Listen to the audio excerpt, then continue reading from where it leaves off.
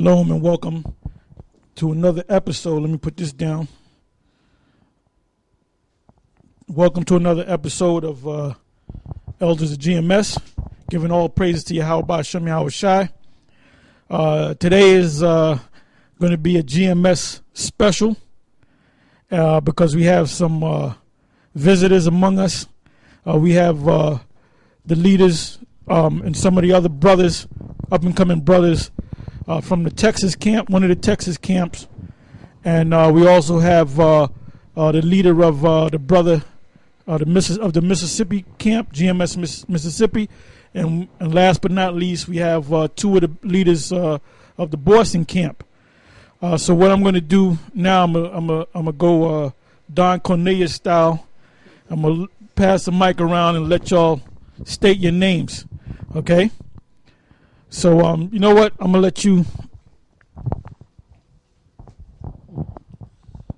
I'm Mashaba Allah from the GMS Dallas camp.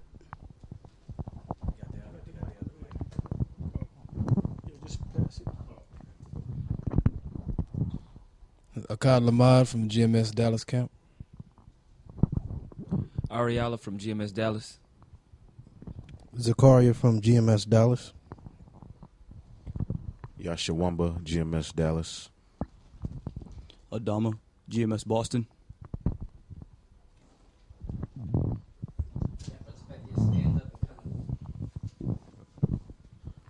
Awar, GMS Kabajawar 3, Mississippi. Imas, GMS Boston. Okay, so that's it. So now you know the brothers, seeing their faces. What we're going to go into is normally I get up pretty early in the morning and I'll go on the web and I'll put certain keywords in Google and get certain ideas and stuff.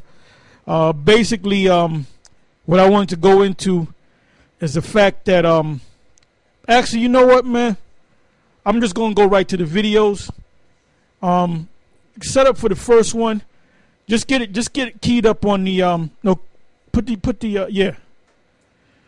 That's all you got to do is change the yellow cable, and we'll just let the video speak, and then we're gonna ride off of that spirit, cause we're definitely coming to the last hurrah of Esau.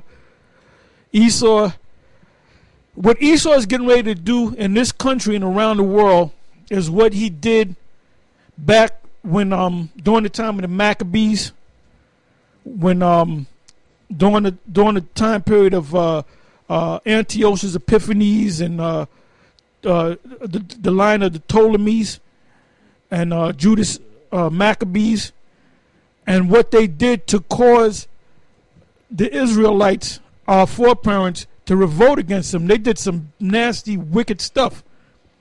And then they did the same thing. We're talking about the same devil. He did the same thing during the time of the Roman Empire when in, I believe it was 65 BC, if I'm not mistaken.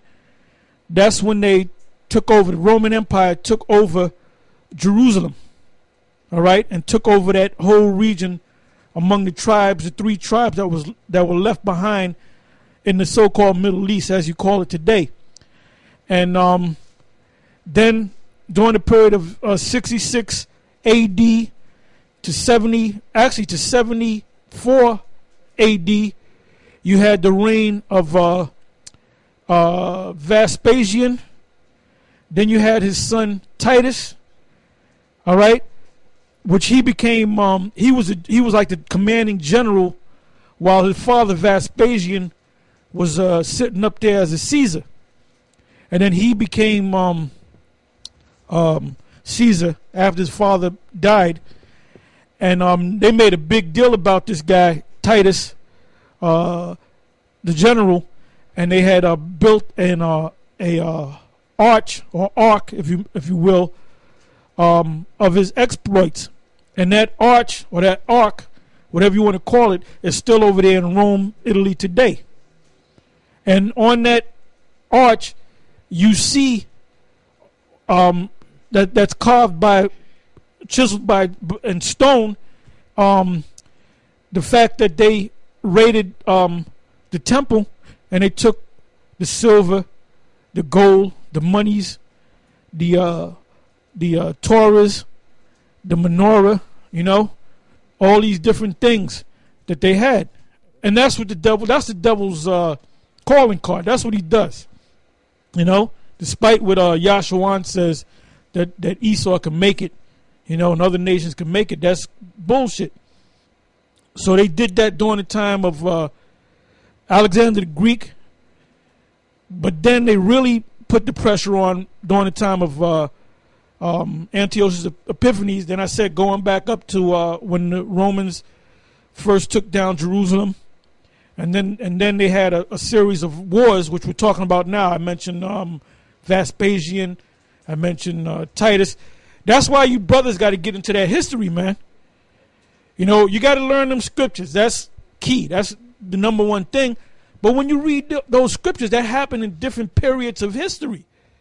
So I believe it's in Luke the 2nd chapter where it tells you that Joseph, the father of the Lord, had to go and pay taxes to the Caesar, and I believe the Caesar at that time was Augustus Caesar, also known as Octavian Caesar. All right, for you scholars out there, you history buffs, So when you read stuff like that, then you got to go into the history. Then you got to know about timelines. So there's a lot to this, man. Now all of us is pretty much getting into the herbs and the healing medicines now. And we have herbologists. I found out today, actual herbologists that own stores and stuff. We have orthodontists. We got mechanics, We got guys that can fix helicopters, man. Work on submarines. Israel has a lot of skills, man. A lot of skills, But anyway, you go into one thing in the scriptures that lead you into something else. The scriptures tell you about herbs and stuff and about the physician. So you got to become that, The scriptures teach about war. So you got to get into that, You got to be ready for war. You got to get in shape. You got to do your push-ups, your sit-ups. You got to get in shape, man. Paul said bodily exercise profiteth little, but it does profit. It does profit. And then the Apostle Paul always used to compare the scriptures to the Olympic Games. He referred to it's like a wrestling match. All right. He said not beating the air, meaning boxing. Paul also compared the scriptures or being in this truth to running a race. So then you learn about the history of Paul. You learn about Peter. You learn about what did they eat? What did they do?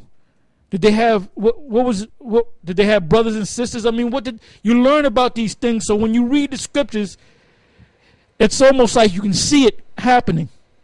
And that's one thing that Ariel used to do. He would go into the scriptures and explain certain things that happened back there. And I used to look at this dude and say, wait a minute, does this guy have a time machine? That he gets in the time machine, he goes back and he actually can see the events. When you really get into these scriptures, then you can picture them. That's why these devils, they make these movies, right? These movies about the Roman Empire, and it actually looks like somebody took a camera and went back to the future because they study, man. They get the garments down packed. They get the language down packed. This dude, what's the dude, the white boy, he made the movie Apocalypto. Mel Gibson, all right. When he made the movie, the Passion, there was no English in the movie. Period. There was two languages, classic Latin and Hebrew. So I mean, this dude, and they don't like him out there in Hollywood because he speaks down against the so-called Jew because he knows about the inside of it. But he made it seem like you were actually back there, man. And the guy that played the Messiah was actually a Jake, even though he looked like a white boy. That's what's this guy, Caviezel, John Caviezel. He's a Sicilian, man. And then he said after he did that movie, he got into the scriptures real deep because the scene where he was put up on the cross, do you know the Lord hit him struck him with lightning? So that scared him, and that made him closer to the Lord. Okay, we got a scripture here.